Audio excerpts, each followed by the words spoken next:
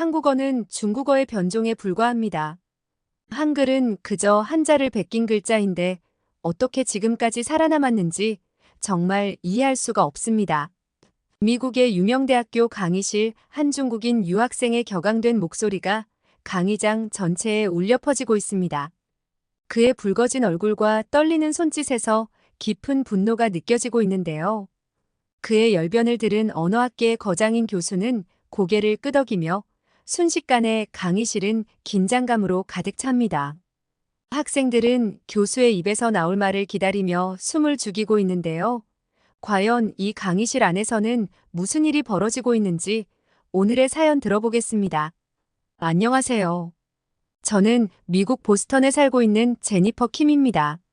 한국인 부모님 밑에서 자라면서 자연스럽게 한국 문화와 한글에 깊은 애정을 가지게 되었어요. 부모님은 이민 1세대로 한국의 전통과 언어를 소중히 여기셨고 저에게도 그 가치를 전달해 주셨습니다. 어릴 때부터 집안에서는 항상 한국어로 대화했어요. 부모님은 한국의 역사와 문화를 이야기해 주셨고 한글의 아름다움과 우수성에 대해 늘 강조하셨어요. 어머니는 제가 한국 동화책을 읽을 때마다 한글의 구조와 발음 원리를 설명해 주셨고 아버지는 한글로 편지를 써주시며 글쓰기의 즐거움을 알려주셨어요. 이런 환경 속에서 자라다 보니 자연스럽게 한글에 대한 사랑이 깊어졌죠. 학교에서는 주로 영어를 사용했지만 집에 돌아오면 한글로 된 책을 읽고 한국 드라마와 영화를 보면서 한국어 실력을 키웠습니다. 주말마다 부모님과 함께 한국 음식점을 찾아가고 한국 전통 명절을 지내며 한국 문화를 체험하는 것도 즐거운 일이었어요. 이러한 경험들은 저에게 한국에 대한 긍지와 자부심을 심어주었죠. 고등학교 시절, 저는 동아시아 역사와 문학에 흥미를 가지게 되었고, 특히 한글의 창제와 발전 과정에 깊은 관심을 두게 되었습니다. 세종대왕의 애민정신과 과학적인 문자 창제는 저에게 큰 영감을 주었고, 이는 제 학문적 열정으로 이어졌습니다. 저는 학교 프로젝트로 한글의 과학적 구조와 그 우수성에 대해 발표를 했고, 이 과정에서 더욱 깊이 있는 연구를 하게 되었어요. 대학 진학을 앞두고 저는 제 열정을 더욱 발전시킬 수 있는 학문을 찾기 시작했습니다. 자연스럽게 동아시아 언어학과에 눈길이 갔죠. 이곳에서는 한글뿐만 아니라 동아시아의 다양한 언어와 문화를 배우고 연구할 수 있었어요. 특히 한글의 창제 원리와 그 역사적 배경을 더 깊이 이해하고 이를 바탕으로 새로운 연구를 해보고 싶다는 열망이 강했습니다. 그래서 저는 하버드 대학교의 동아시아 언어학과에 지원하게 되었고 다행히도 제 열정을 인정받아 입학할 수 있었어요. 이곳에서 저는 한글의 우수성을 널리 알리고 동아시아 문화에 대한 깊은 이해를 바탕으로 세계와 소통하는 학자가 되기 위해 노력하고 있어요. 하버드 대학교에 입학하게 된 건 제 인생에서 가장 큰 전환점이었어요. 처음 학교에 들어왔을 때 이곳의 모든 것이 새로웠고 흥미로웠어요. 세계 각지에서 온 뛰어난 학생들과 함께 공부한다는 건 놀라운 경험이었어요. 저는 다양한 클럽 활동과 교내 행사에 참여하면서 친구들을 사귀었고 특히 동아시아 언어학과의 다른 학생들과도 친해졌어요. 그러던 어느 날 중국인 유학생 리안이 등장하면서 제 생활에 불편함이 생기기 시작했어요. 리안을 처음 마주친 건 하버드 대학교 동아시아 언어학 수업에서였어요. 강의실 문이 열리고 들어온 그는 키가 크고 당당한 모습으로 처음부터 모든 학생들의 시선을 사로잡았죠. 리안은 자기소개를 할 때부터 자신감 넘치는 태도로 중국의 역사와 문화를 깊이 이해하고 있음을 자랑스럽게 드러냈어요. 그는 유창한 영어와 중국어로 자신의 열정을 표현하며 동아시아의 미래에 대해 열변을 토했어요. 그래서인지 리안의 첫인상은 뇌리에 깊이 박혔고 잊을 수 없는 인상이라 이름과 얼굴을 한 번에 익힐 수 있었어요. 그러던 어느 날 리안은 자신의 중국인 친구들과 도서관에서 대화를 하기 시작했어요. 저는 과제 준비에 몰두해야 했기 때문에 그들에게 신경 쓰지 않으려 했지만 그들의 대화 소리는 점점 커져만 갔어요. 리안과 그의 친구들은 중국어로 대화하며 큰 소리로 웃고 떠들었어요. 처음에는 그저 시끄럽다고 생각했지만 그들의 대화 내용이 귀에 들어오기 시작했어요. 그들은 한국과 한국 문화를 비하하는 내용을 서슴지 않고 말하고 있었어요. 한국인들은 왜 항상 자기네 문화가 최고라고 생각하는 걸까? 그들의 문화는 결국 중국 문화의 영향을 받은 건데, 리안의 한 친구가 말했어요. 리안은 웃으며 대답했어요. 맞아, 한국은 중국의 작은 동생 같은 존재지. 그들이 아무리 발버둥 쳐도 결국 우리의 그림자에서 벗어날 수 없을 거야. 이 말을 듣고 저는 더 이상 참을 수가 없었어요. 도서관은 공부하는 곳이고 서로 존중하며 조용히 지켜야 할 공간입니다. 저는 리안에게 다가가 조용히 말했어요. 리안, 여기는 도서관이에요. 조금 조용히 해줄 수 있을까요? 그리고 서로의 문화를 존중해줬으면 좋겠어요. 리안은 저를 비웃으며 대답했어요. 제니퍼, 넌 너무 민감하게 굴지 마. 그냥 농담이었어. 저는 다시 자리에 앉아 과제에 집중하려 했지만 마음이 쉽사리 가라앉지 않았어요. 리안의 태도는 정말 불쾌했고 그의 말은 저와 다른 한국 학생들에게 큰 상처가 되었어요. 그날 이후로 리안과 그의 친구들은 도서관에서 자주 모여 떠들었고 저는 그들의 시끄러운 대화와 비하하는 말들을 계속 들어야 했어요. 결국 저는 똥이 더러워서 피한다는 마음으로 도서관에서 자리를 떴고 다른 동의 세미나실에서 과제 준비를 하기 시작했어요.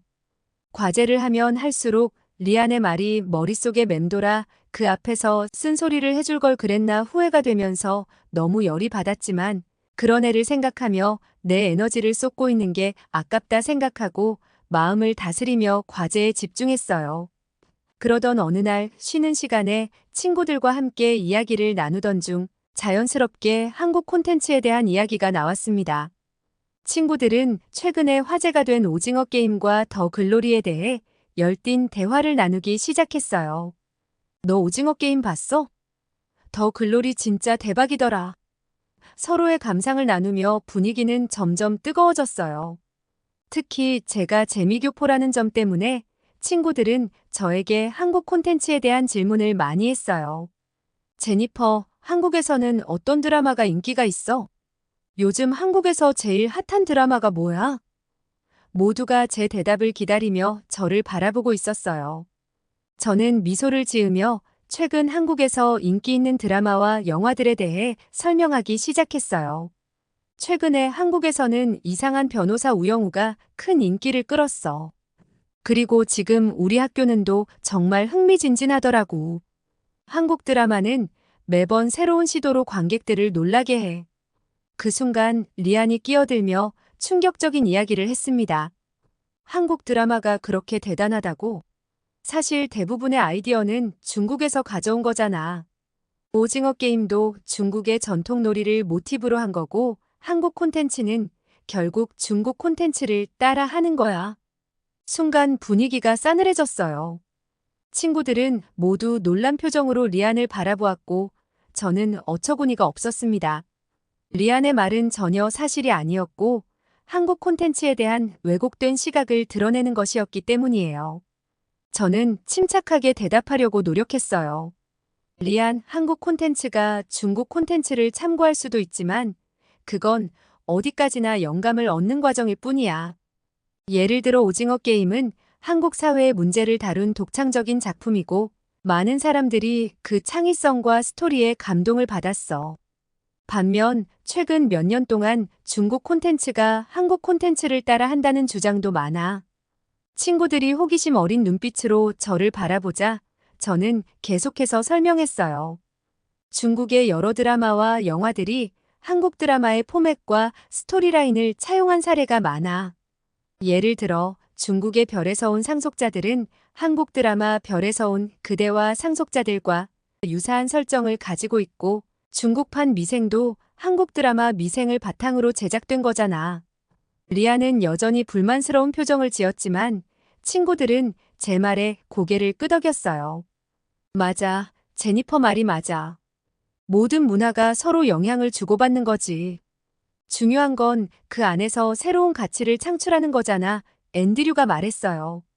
다른 친구들도 동의하며 대화를 이어갔어요. 한국 드라마는 정말 독창적이야. 단순히 다른 문화를 모방하는 게 아니라 자기만의 색깔을 만들어내잖아. 그리고 한국 배우들의 연기력도 뛰어나고 스토리텔링도 강력해. 그래서 우리가 이렇게 열광하는 거지. 리아는 잠시 침묵하더니 얼굴이 붉어진 채로 자리에서 일어났습니다. 그는 씩씩대며 더 이상 듣고 있을 수 없어라고 중얼거리고는 우리를 등지고 자리를 떠났어요. 친구들은 당황한 듯 서로를 쳐다보았지만 곧 대화를 이어갔습니다. 그 상황은 무거웠지만 우리 모두는 리안이 조금 더 열린 마음으로 다른 문화를 바라보길 바랐습니다. 수업이 끝난 후 도서관에서 우연히 그와 마주쳤는데 그날도 여전히 자신과 같은 중국인 친구들과 한국에 대해 부정적인 이야기를 하며 깎아내리고 있었어요. 그런데 어느 날 리안의 모순적인 행동을 목격하게 되었고 너무 황당해 헛웃음이 나오더라고요. 수업이 끝난 후 도서관에서 과제를 준비하고 있을 때 리안이 친구들과 함께 앉아 있는 모습을 보게 되었어요. 그는 늘 그렇듯 중국 문화의 우수성을 이야기하며 한국 문화를 깎아내리고 있었죠. 한국 드라마는 결국 중국 드라마를 따라하잖아. 그리고 그들의 음악도 우리 걸 베낀 거야, 리안이 말했어요. 그의 말에 참을 수 없는 불쾌감을 느꼈지만 직접 대꾸하기보다는 이제는 무시하려 했습니다. 그런데 그 순간 리안이 친구에게 자신의 휴대전화를 보여주는 장면을 보게 되었어요. 놀랍게도 리안이 사용하고 있는 휴대전화는 삼성의 갤럭시였어요. 저는 그 모습을 보고 어이가 없었습니다. 자신은 중국의 우수성을 그렇게 강조하면서 정작 자신이 사용하는 휴대전화는 한국 제품이라니요. 그날 이후 리안의 말과 행동의 모순이 계속해서 저를 괴롭혔습니다. 그는 여전히 한국 문화를 비하하며 중국 문화가 최고라고 주장했지만 이제 그의 말에는 아무도 신뢰하지 않았어요. 리안의 이러한 태도는 도서관뿐만 아니라 수업 시간에도 계속되었어요. 교수님은 우리에게 동아시아의 국가를 정해 그 나라의 언어에 대한 조별 발표 과제를 주셨어요. 제가 속한 조는 한국의 한글을 주제로 선정했고 저는 한국어를 할 줄 알았기 때문에 과제를 준비하는데 어려움이 없었어요. 반면 리아는 중국어를 주제로 정해 과제 준비를 했습니다. 우리 조는 과제를 효율적으로 준비하기 위해 몇 차례 모임을 가졌어요. 첫 번째 모임에서 저는 한글의 창제 역사와 그 과학적 구조를 설명했어요. 한글은 1443년 세종대왕에 의해 창제되었습니다. 백성들이 쉽게 배울 수 있도록 만든 과학적인 문자입니다. 저는 한글의 자음과 모음, 그리고 조합 원리에 대해 발표할 예정입니다. 우리 조의 다른 학생들도 각자 맡은 부분을 발표하기로 했어요. 애나가 한글의 현대적 사용과 그 문화적 중요성에 대해 이야기하기로 했고, 마이크는 한글이 디지털 시대에 어떻게 활용되고 있는지 조사하기로 했어요. 모임 후 저는 도서관에 가서 추가 자료를 찾기 시작했어요. 한글에 대한 논문과 책들을 참고하며 자료를 정리하고 발표 내용을 체계적으로 구성했습니다. 한편 애나와 마이크도 각각 자신의 부분을 준비하며 자료를 모았어요. 우리는 서로 자료를 공유하고 피드백을 주고받으며 발표 준비를 철저히 했어요. 리안의 조도 과제 준비를 시작했습니다. 리안은 중국어의 역사와 구조 그리고 그 문화적 중요성에 대해 발표할 계획이었어요. 그도 역시 도서관에서 많은 시간을 보내며 자료를 모았고 친구들과 함께 발표 내용을 정리했어요. 하지만 리안의 태도는 여전히 변하지 않았습니다. 그는 한국어와 한글에 대해 부정적인 견해를 가지고 있었고 자신의 발표 준비에만 몰두했어요. 하루는 도서관에서 자료를 정리하던 중 리안과 마주쳤습니다. 그는 중국어의 복잡한 문자 구조에 대해 설명하는 책을 읽고 있었어요. 저는 리안에게 다가가 인사를 건넸습니다. 안녕, 리안. 과제 준비 잘 되고 있어? 리안은 고개를 끄덕이며 대답했어요. 응, 중국어는 정말 복잡하고 흥미로워. 너는 한글에 대해 발표한다며? 한글이 과연 얼마나 대단한지 궁금하네. 저는 미소를 지으며 대답했어요. 한글은 정말 놀라운 문자야. 간단하면서도 체계적이고 배우기 쉽지. 세종대왕이 백성을 위해 만든 과학적인 문자라는 점에서 큰 의미가 있어. 리아는 여전히 불만스러운 표정을 지었지만 더 이상 논쟁을 벌이지 않았어요. 우리는 각자 자리로 돌아가 발표 준비를 계속했어요. 며칠 후 우리 조는 발표 리허설을 하기로 했어요. 저는 한글의 창제 역사와 그 구조에 대해 설명하며 한글이 얼마나 혁신적인지 강조했어요. 레나는 한글이 현대 한국 사회에서 어떻게 사용되는지, 그리고 그 문화적 중요성에 대해 이야기했어요. 마이크는 한글이 디지털 시대에 어떻게 활용되고 있는지 설명하며 한글의 유연성과 확장성을 강조했어요. 리허설을 마친 후 우리는 서로의 발표 내용을 점검하고 피드백을 주고받았습니다. 제니퍼, 내 발표는 정말 훌륭해. 한글의 창제 역사에 대해 더 자세히 설명해 주니까 이해하기 쉬웠어. 애나가 말했습니다. 마이크도 고개를 끄덕이며 동의했습니다. 맞아. 그리고 내가 설명한 한글의 과학적 구조가 정말 인상적이었어. 나도 발표할 때 너의 내용을 참고할 수 있을 것 같아. 저는 친구들의 칭찬에 감사하며 그들의 발표 내용도 잘 정리되어 있어 다행이라고 생각했어요. 우리는 서로 격려하며 발표 준비를 마무리했어요. 드디어 발표 당일이 되었습니다.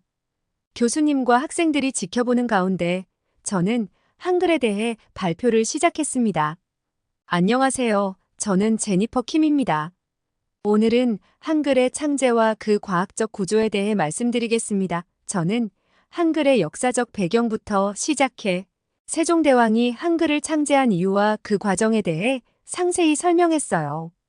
한글은 1443년 세종대왕에 의해 창제되었습니다. 당시 백성들은 한자를 사용했지만 이는 배우기 어려워 많은 사람들이 문맹 상태에 있었습니다. 세종대왕은 이를 안타깝게 여겨 백성들이 쉽게 배울 수 있는 문자를 만들기로 결심하셨고 그 결과 한글이 탄생했습니다. 한글은 자음과 모음이 결합하여 글자를 이루는 체계로 매우 과학적이고 효율적인 문자입니다. 발표가 끝난 후 교수님과 학생들은 제 발표에 박수를 보냈어요. 교수님은 정말 훌륭한 발표였어요, 제니퍼. 한글의 창제 과정과 그 우수성을 잘 설명해 주셨네요, 라고 칭찬해 주셨죠. 그 다음 발표는 리안이었어요. 리안은 중국어에 대해 발표하기로 되어 있었지만 그는 예상치 못한 주장을 펼치기 시작했어요. 안녕하세요. 저는 리안입니다. 오늘은 한글에 대해 좀 더 깊이 있는 이야기를 해보려고 해요. 사실 한글은 중국어를 따라 만든 문자예요. 순간 교실 안은 조용해졌고 저는 충격의 말을 잃었어요. 리안은 계속해서 주장을 이어갔죠. 세종대왕은 중국어의 한자를 보고 한글을 만들었다고 알려져 있어요. 한글의 구조는 중국어의 문자 체계를 모방한 것이에요. 따라서 한글은 독창적인 문자가 아니라 중국어의 영향을 받아 만들어진 문자예요. 리안의 주장은 터무니없었고 저는 그의 말에 어이가 없었어요. 한글이 중국어를 모방했다니 이는 역사적 사실과 전혀 맞지 않는 말이었어요. 저는 차분히 손을 들고 말했죠. 리안, 내가 말한 주장은 역사적 사실과 다릅니다. 한글은 세종대왕이 백성을 위해 창제한 독창적인 문자예요. 한글의 자음과 모음은 발음 기관의 모양을 본떠 만든 것으로 중국어와는 전혀 다른 체계를 가지고 있습니다. 교수님도 리안의 주장에 당황한 표정을 지으며 말씀하셨죠. 리안, 한글에 대한 주장이 틀렸음을 지적하지 않을 수 없겠네요. 저는 한글에 대해 오랜 시간 연구를 했어요. 한글은 그 누구의 영향을 받지 않은 독창적인 문자입니다. 교수님은 리안의 주장을 듣고 차분하지만 단호한 목소리로 말씀하셨습니다. 리안, 한글에 대한 주장이 잘못된 부분이 많습니다. 제가 한글에 대해 오랜 시간 연구해왔기 때문에 이 부분에 대해 확실히 설명해 드릴 수 있습니다. 한글은 독창적인 문자로 그 누구의 영향을 받지 않았습니다. 교수님은 한글의 창제 과정과 그 과학적 구조를 설명하기 시작했습니다. 한글은 세종대왕과 집현전 학자들이 만든 문자입니다. 당시 백성들은 한자를 사용했지만 이는 배우기 어려워 문맹률이 매우 높았습니다. 세종대왕은 이를 안타깝게 여겨 백성들이 쉽게 배울 수 있는 문자를 만들기로 결심하셨습니다. 한글의 자음은 발음 기관의 모양을 본떠 만들었고 모음은 하늘, 땅, 사람을 상징하는 철학적 의미를 담고 있습니다. 이는 중국어와는 전혀 다른 체계와 발상을 바탕으로 하고 있습니다. 교수님은 한글의 과학적 구조와 혁신성을 강조했습니다. 한글은 14개의 자음과 10개의 모음으로 구성되어 있으며 이들을 조합하면 수천 개의 글자를 만들 수 있습니다. 이는 한글이 매우 효율적이고 체계적인 문자임을 보여줍니다. 또한 한글은 누구나 쉽게 배울 수 있도록 설계된 문자로 이는 당시 문맹률을 낮추는 데 크게 기여했습니다. 교수님은 한글이 세계적으로 인정받는 이유에 대해 설명을 이어갔습니다. 한글은 그 독창성과 과학성으로 인해 세계적으로도 인정받고 있습니다. 1997년 한글은 유네스코 세계기록유산에 등재되었습니다. 이는 한글이 인류의 소중한 문화유산임을 세계적으로 인정받은 것입니다. 유네스코는 한글이 창제된 과정과 그 과학적 구조 그리고 세종대왕의 애민 정신을 높이 평가했습니다. 교수님은 한글이 현대에도 중요한 역할을 하고 있음을 강조했습니다. 한글은 디지털 시대에도 그 유연성과 확장성을 인정받아 컴퓨터와 스마트폰에서 쉽게 사용될 수 있는 문자입니다. 한글의 간단하고 체계적인 구조는 디지털 환경에서의 활용도를 높여줍니다. 예를 들어 한글은 인터넷 도메인 이름으로 사용될 수 있으며 이는 한국어 사용자의 접근성을 크게 향상시켰습니다. 교수님은 한글이 다양한 분야에서 활용되고 있음을 설명하셨어요. 한글은 언어학자들 사이에서도 그 우수성을 인정받고 있습니다. 언어학자들은 한글의 체계성과 발음 기호의 일관성에 대해 연구하며 이를 다른 문자 체계와 비교하고 있습니다. 또한 한글은 예술과 디자인 분야에서도 중요한 역할을 하고 있습니다. 한글을 활용한 타이포그래피와 디자인 작품은 전 세계적으로 주목받고 있으며 한국의 문화적 아이덴티티를 표현하는 데 중요한 도구가 되고 있습니다. 학생들은 교수님의 설명을 들으며 고개를 끄덕였어요. 교수님은 한글이 한국의 문화적 유산을 보존하고 발전시키는 데 중요한 역할을 하고 있음을 강조하며 마무리하셨죠. 한글은 단순한 문자가 아니에요. 한글은 한국인의 정체성과 문화적 유산을 담고 있는 중요한 도구예요. 세종대왕은 한글을 통해 백성들이 글을 읽고 쓸 수 있게 하여 지식과 정보를 공유할 수 있도록 했어요. 이는 한국 사회의 발전에 큰 기여를 했어요. 한글은 글자를 쉽게 조합하거나 축약할 수 있는 장점 때문에 정보 전달의 효율성이 굉장히 뛰어납니다. 일본어나 중국어가 자판을 사용하는 방식을 생각해보면 한글이 얼마나 뛰어난지 바로 알 수 있는데요. 비슷한 정보량을 컴퓨터나 스마트폰에 입력하는 경우 일본어나 중국어 영어에 비해 한글은 무려 7배나 빠르다고 합니다. 이런 이유 때문에 아에 걸맞는 한글은 50년, 100년이 지나도 소멸되기커녕 더욱 많은 사람들이 편리함에 사용하게 될 것이라는 예측입니다. 이런 이유로 일제강점기 시절 일본이 가장 먼저 했던 것도 한국어 탄압이었다 것이죠. 세계적인 언어학자들은 2050년에는 영어를 제치고 한국어가 세계 공용어가 될 수 있다는 추측까지 내놓는 상황이니 한국어의 입지가 얼마나 커지고 있는지 실감하고 있는 현실입니다. 리아는 교수님의 설명을 듣고 더 이상 반박하지 않았어요. 그는 자신의 주장이 틀렸음을 인정하는 듯 고개를 숙였어요. 학생들은 교수님의 설명에 큰 박수를 보냈어요. 저는 발표를 통해 한국과 한글의 입지가 전 세계적으로 인정받는 것에 대해 큰 자부심을 느꼈어요. 한글의 독창성과 과학적 구조가 세계적으로 인정받고 있다는 사실은 매우 고무적이었죠. 특히 유네스코 세계기록유산에 등재된 한글의 위대함을 재확인하며 이 훌륭한 문자를 전 세계 사람들이 학습할 수 있도록 기여해야겠다는 결심을 하게 되었어요. 한글의 가치를 널리 알리고 더 많은 이들이 한글을 배우고 사용할 수 있도록 노력하는 것이 저의 새로운 목표가 되었죠. 그날 이후로 저는 한국어를 배우고 싶어 하는 친구들에게 소소하게 과외를 하며 가르쳐 주기 시작했어요. 친구들은 한글의 간단하고 체계적인 구조에 감탄하며 빠르게 배우고 익히기 시작했죠. 저는 그들이 한글을 배우며 느끼는 기쁨과 성취감을 보면서 큰 보람을 느꼈어요. 이러한 경험은 제 결심을 더욱 굳건하게 만들었죠. 저는 앞으로 학교를 졸업한 후 영어권의 나라에서 한글을 배울 수 있는 제대로 된 콘텐츠나 프로그램을 개발하는 것이 제 꿈이에요. 한글을 배우고자 하는 사람들이 쉽게 접근할 수 있는 온라인 학습 플랫폼을 만들고 다양한 학습 자료와 교재를 제공하는 것을 목표로 하고 있죠. 이를 통해 한글의 아름다움과 과학성을 더 많은 사람들에게 알리고 싶어요. 또한 한글 교육 프로그램을 통해 한국 문화와 역사를 함께 알리는 것도 중요하다고 생각해요. 언어는 그 나라의 문화를 이해하는 데 중요한 도구이기 때문에 한글을 배우면서 자연스럽게 한국의 역사와 문화를 접할 수 있도록 구성된 교육 콘텐츠를 개발하고자 해요. 이를 위해 한국어 교육 전문가들과 협력하고 다양한 멀티미디어 자료를 활용하여 재미있고 효과적인 학습 환경을 제공할 계획이에요. 한글은 단순한 문자가 아니라 한국인의 정체성과 문화적 유산을 담고 있는 중요한 도구예요. 세종대왕은 한글을 통해 백성들이 글을 읽고 쓸 수 있게 하여 지식과 정보를 공유할 수 있도록 했죠. 이는 한국 사회의 발전에 큰 기여를 했어요.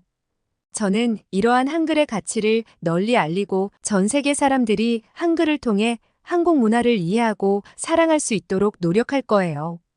이를 위해 앞으로도 열심히 공부하고 다양한 경험을 쌓아나갈 거예요. 이러한 노력이 모여 한글이 전 세계적으로 더욱 사랑받는 문자가 되기를 희망합니다. 제가 영어권의 나라에서 한글과 한국어를 배울 수 있는 콘텐츠나 앱을 만들게 되면 제 사연을 소개해준 감동 카페인에 꼭 다시 사연을 보내겠습니다. 감동 카페의 도움 덕분에 제 꿈이 더욱 확고해졌으니 그 감사한 마음을 전하고 싶습니다. 오늘은 미국에서 온 재미교포의 사연을 들어보았는데요. 해외에서도 한국의 뿌리임을 잊지 않고 한국어를 세계에 알리겠다는 제니퍼 킴을 응원해 주시면 좋겠습니다. 꼭 꿈을 이뤄 저희 감동 카페인에 성공 사연을 보내주었으면 좋겠네요. 여러분도 그녀에게 댓글로 응원 남겨주시면 좋을 것 같아요. 오늘의 사연이 마음에 들었다면 좋아요, 구독, 알림 설정 부탁드립니다. 이상 감동 카페인이었습니다.